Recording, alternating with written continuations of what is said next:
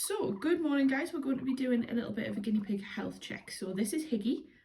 You have probably heard about her many times at college, so this is one of my little guinea pigs. So we're going to be doing a little health check on her today.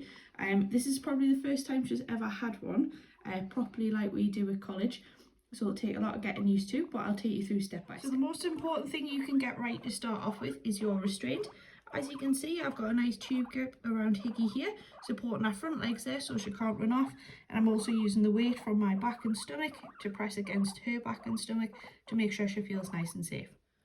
So like any health check, we're going to start at the nose and work our way down to the toes. So as you can see here, I've offered Higgy one of our chew sticks just to make sure that her teeth are okay. She doesn't particularly like being touched around her head, so this is a really good way to adapt your health check to make sure she's okay.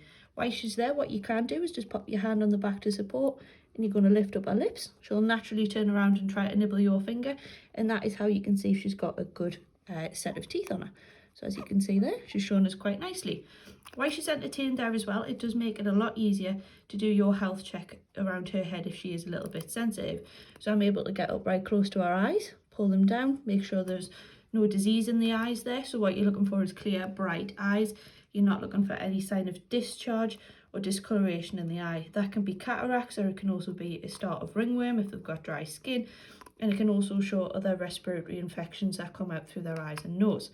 Again, for the nose, you want to be able to boop it. It wants to be nice and dry, a lot of fur growing on there, and nice and clear and bright as well.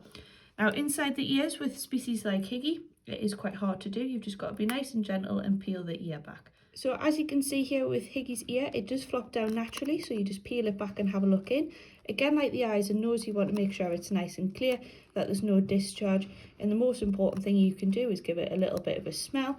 If there is a smell in there, that is a sign of an ear infection. So now that we've done the head region, we're going to be looking through the body. What we're most looking for here is ectoparasites, with stuff like ticks, mites and fleas. All you do is you peel back the fur, and you're going to be looking right down to the skin.